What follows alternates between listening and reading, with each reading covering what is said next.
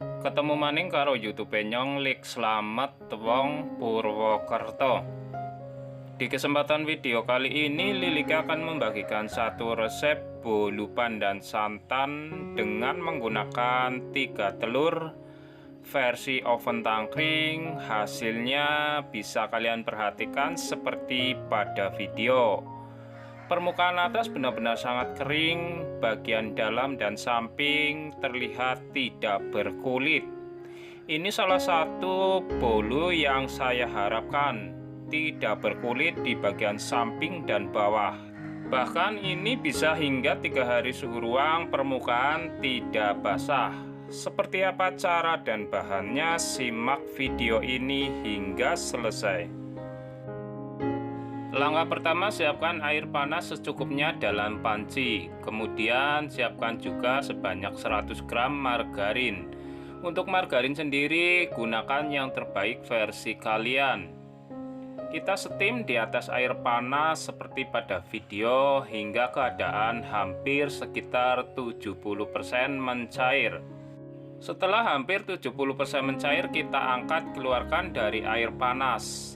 Tujuannya agar margarin ini ketika mencair tidak menjadi bening seperti minyak goreng, karena dapat menyebabkan tekstur bolu cenderung seret ketika dimakan atau teksturnya berasa kering. Setelah mencair, tambahkan sebanyak 50 gram minyak goreng atau sekitar 60 ml. Tambahkan juga dengan 40 ml santan encer. Semua bahan ini kita aduk tercampur merata. Setelah itu sisihkan hingga menjadi hangat kuku ataupun suhu ruang. Siapkan 140 gram terigu protein sedang ditambah dengan 10 gram susu bubuk. Ditambah lagi dengan 10 gram maizena. Tambahkan juga dengan baking powder. Boleh menggunakan baking powder yang biasa sebanyak 1/4 sendok teh. Ini opsional, boleh ditambah dan juga boleh tidak. Aduk hingga merata dan sisihkan. Siapkan wadah bersih, masukkan sebanyak 3 butir telur suhu ruang, tidak boleh yang dari kulkas. Tambahkan dengan 130 gram gula pasir. Tambahkan dengan 1 sendok teh vanila cair. Ini vanila bukan vanili, terserah kalian sesuai selera. Tambahkan juga dengan 1 sendok teh emulsifier. Ini saya menggunakan Quick 75.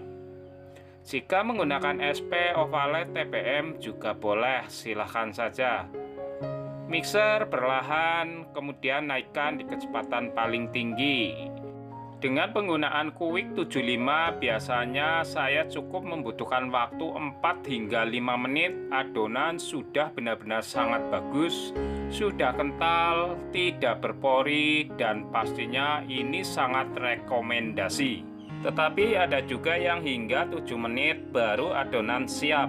Jadi semua tergantung selera masing-masing. Setelah adonan benar-benar bagus, tambahkan sebanyak 3 tetes warna hijau dan juga tambahkan sebanyak 8 tetes warna kuning. Tambahkan juga sebanyak 1,5 sendok teh pasta pandan. Pencampuran warna seperti ini akan menghasilkan warna hijau yang lebih menarik. Hijaunya cenderung ke kuning-kuningan, maka silahkan dicoba. Mixer kembali menggunakan kecepatan tinggi hingga warna ini tercampur merata. Dan ini resepnya, silahkan kalian screenshot atau share video ini agar lebih mudah dicari saat dibutuhkan. Berikutnya tambahkan bahan kering. Saya sarankan tambahkan hingga 3 tahap. Tahap pertama kalian ayak seperti pada video, dan ini wajib diayak. Sebelum dimixer, aduk pelan seperti ini. Lanjut, mixer menggunakan kecepatan rendah sebentar saja. Untuk yang masih pemula wajib lakukan hal ini. Tujuannya Untuk pencampuran 3 kali bahan kering, maka ketika di mixer adonan tidak terlalu berat. Tujuannya untuk menghindari adonan ini terlalu over dan mengakibatkan adonan menjadi lebih padat dan turun. Maka dari itu di tahap ini wajib diperhatikan dan dipelajari. Tidak hanya sekedar mencampurkan bahan kering, tetapi harus ada tekniknya.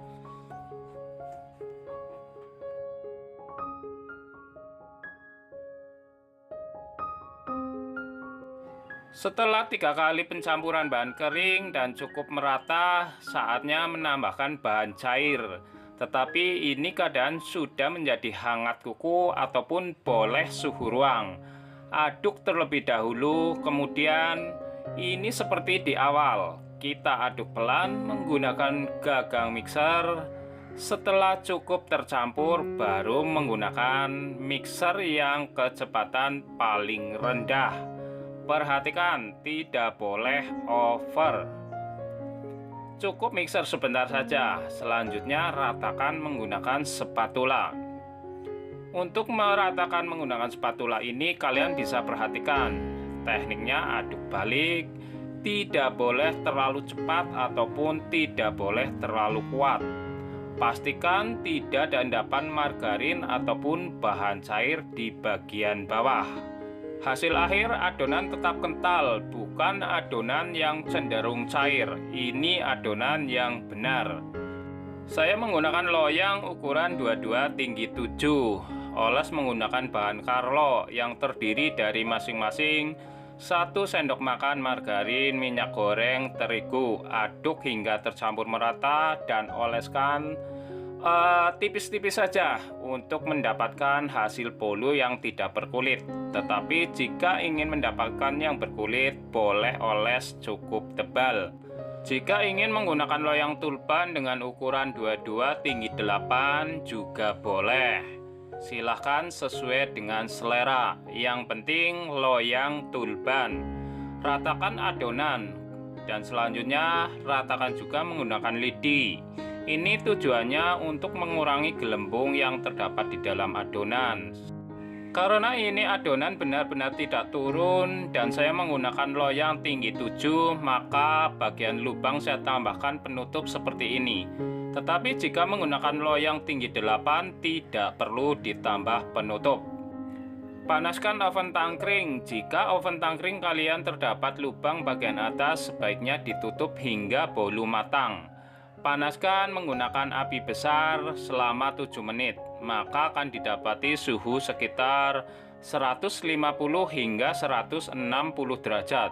Setelah 7 menit dan suhu sekitar 160 derajat, segera kecilkan di api cenderung sedang seperti pada video.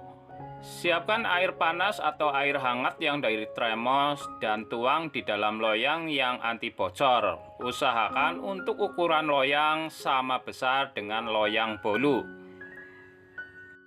Setelah suhu stabil di 150 hingga 160 derajat, maka segera letakkan loyang air di rak paling bawah.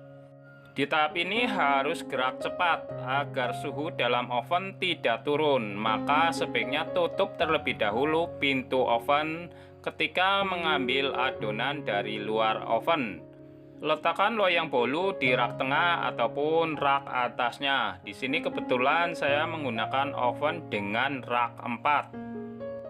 Di oven saya membutuhkan waktu 55 menit dengan suhu 160 derajat atau api cenderung sedang. Jika di oven kalian dengan waktu tersebut permukaan belum kering sempurna, maka kemungkinan suhu dalam oven tidak stabil. Sebaiknya ditambah waktunya hingga mendapati permukaan bolu yang benar-benar kering. Tetapi jika hasil bolu kalian cenderung pecah dan retak, otomatis suhu dalam oven kalian terlalu panas. Maka lain kali kecilkan apinya untuk menghindari bolunya pecah. Selagi bolu panas, miringkan loyang dan hentakan sedikit. Tujuannya agar bolu ini lebih mudah terlepas. Selanjutnya, kalian keluarkan dari loyang. Perhatikan, Menggunakan teknik air panas, maka akan didapati tekstur bolu yang benar-benar sangat moist. Selain permukaan bisa lebih kering dan bagian bawah dan samping tidak berkulit seperti ini. Meskipun tidak berkulit, bukan berarti bolunya tidak matang. Ini matang karena durasi juga 55 menit, tetapi hasilnya bisa setara dengan oven listrik. Jadi bagaimana? Apakah tertarik dengan cara ini? Jika tertarik, silahkan dipraktekkan, dicoba, dan dipahami. Tetapi jika menginginkan hasil bolu berkulit, silahkan tidak perlu menggunakan teknik air dan durasi waktu disesuaikan dengan oven masing-masing. Tidak bisa disamaratakan dengan oven saya, durasi juga disesuaikan. Setelah suhu ruang, silahkan kalian potong-potong, maka akan didapati tekstur bolu yang benar-benar sangat moist dan sangat lembut. Dan ini tahan hingga 3 hari suhu ruang.